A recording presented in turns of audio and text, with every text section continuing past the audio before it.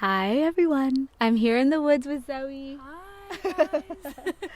We're doing a photo shoot and Zoe is an amazing writer and photographer, you guys will see, and she sees fairies too. Yes. Right? Yeah. How do you see fairies? Oh, I get asked that question a lot actually. Hopefully you can hear me. Yes, I think you guys, hopefully you can. Okay. No, I get asked that a lot about like how I see fairies, how to see fairies, that kind of thing. And personally, I find that it's a mix of things, and I've heard other people say this too, where it's like sometimes it's in the physical reality. I think a lot of us try to look for them in that way, like when am I going to see them? When are they going to show up physically? But that's more rare. Oftentimes it's it'll happen in such a way that I can see them with my third eye. Does that make sense? Like in your mind's eye, unexpectedly. Yes. We just saw one. And Oh, that was insane. I forgot about that. I was taking pictures of Charis, and my camera, the viewfinder, is reflective, and I saw something walk past. I don't know what that was. It was big though, and it was like mossy and right really over there. interesting. Right over there. So she saw it right there. That's unusual to see it in the physical like that. You guys see anything? You never know on video. true. You never know what's gonna come through. That's true. If people see something, Sometimes it's there. Sometimes it doesn't show up, like the whole white noise phenomenon. Sometimes we can't hear it until you play the playback. that's true. Yeah, with white noise, and or like you pick up, oh, it's been there the whole time. But Right. yeah, like the thing about seeing them with your third eye is you have to trust yourself. Oftentimes people think, imagination is fake. No, imagination is like a gift, it's a key. It's like dreams. If we spend half our lives dreaming in the dream world, how is it not like just as real as the real world? Half and half. Zoe, I love your brain. Oh. But honestly, Yeah. one of the things that I've learned in my friendship with Zoe is that a lot of us have these thoughts, and a lot of people who watch my videos don't realize there's thousands of people having these same thoughts and conversations That's true. everywhere. Yeah. We're a whole subset of the population. We're a significant number. Yes. Yeah, a lot of people are on riding the same wave, almost, is how I feel it. It's Right. kind of like we're on this wave, and we don't even realize we're on the same one until we start talking, and we're like, actually, I've realized that. I've gotten there, too. I've had this experience. We were just talking about the we're only at 3 minutes. We got time. We were just talking about the way that we see the new paradigm being born, the new paradigm, the golden age, the renaissance of thought and energy and magic, and the civil rights of the mystic, and all these kinds of things, right? I know, I'm super excited about that verbiage. It just came to me recently. So, and the first step on this road is you're like, down with the old system and we need a new system. That doesn't work. It will just recreate the same thing, an oppressor and an oppressed. We know how it works. We win, we lose. We win, we lose. We win, we lose. We've been repeating this. Yeah. Then the next version that comes is, well, I'll just make a completely different reality that I'll go into, and I don't need to compete for your reality. I'll just make my own reality.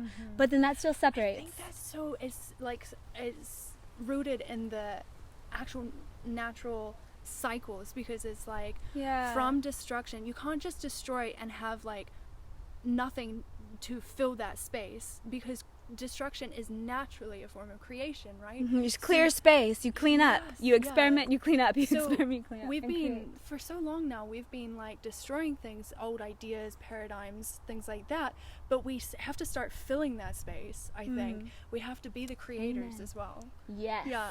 And our hearts and inspiration shows us how to do it. So then the next step, because then after I'll just make a new room, I'll just make a new reality. Now it's, okay, well, here's a question. Does the old reality deserve to be saved? Who are we to decide? And my whole thing is, we do come from it. We have been born there. Yes. So can we grow up within it, heal it as we go? So it's the next step from symbiosis, not only symbiotic, but heal it as we go, and then blossom out the ends. See, that's so interesting to me what you're saying, because So I studied anthropology during university, and Wicked smart. but we went over a bunch of cultures like that had been almost disenfranchised, like they have been disconnected, cut off from their heritage.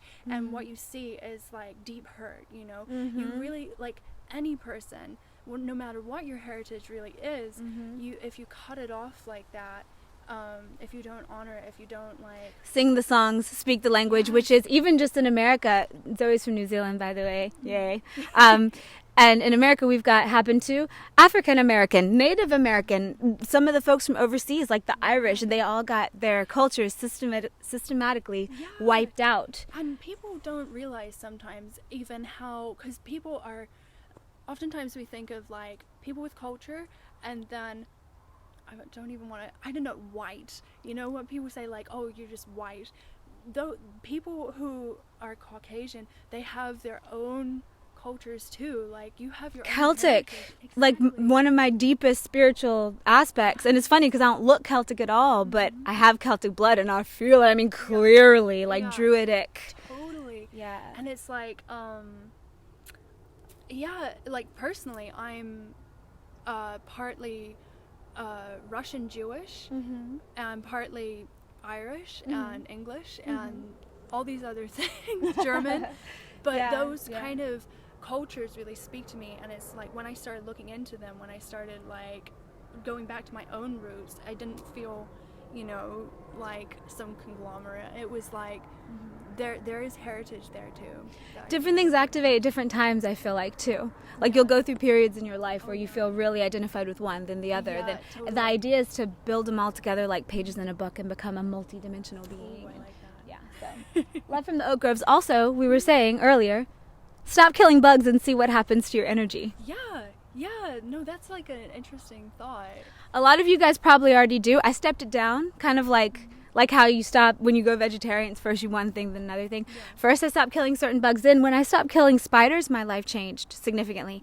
And they'll go into the glass or whatever. If you're like, excuse me, sir, I'd like to take you outside. They do. They just walk right in. Like You just take them outside. The other day. Yeah. I was listening to you. Yeah, totally. I mean, they could feel your intention there. And if you're coming at them trying to kill them, what would you do if a huge creature tried to swat you? You'd run and freak out.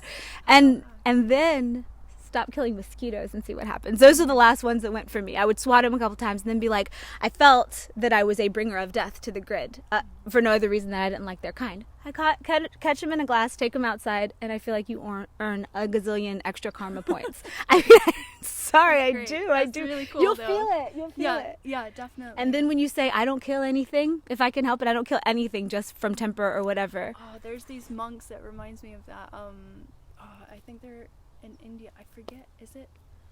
It's a certain like Sikh, or it's something along those lines, and they're at this one temple and they try not to kill anything, so they're very particular, and they'll walk along a path and like try not to step on ants as they go, you know. So they're like so careful, which I thought was amazing. Like it would change the way you see the world. It changes the way it feels to swim through it too. How often you bring death versus how often you bring life versus how often you like respect the tiniest creature that you don't have to. Respect of life. Yeah. We're running out of time. I've been making silly faces at the camera. I don't know if I've ever done that before. First time. Really? I don't. On my not on my make YouTube. Silly faces. It's great. Yeah. Good. Thanks for talking to me. It's always so nice to meet you. Yeah. So nice to introduce you to my people. What's your website? So www.earthbeing.com is my most recent one, and it's all one word, Earth Being. Earth Being. Actually, there's like a dash hyphen in between. Okay. Yeah. Earth-being.com. Yeah. Amazing. You guys will see, if you go to my website, you'll see the pictures that we're taking today. Yes. So. Yay! Epic. Love you guys. Enjoy the Oaks. Thanks, Zoe. Oh, thank you guys.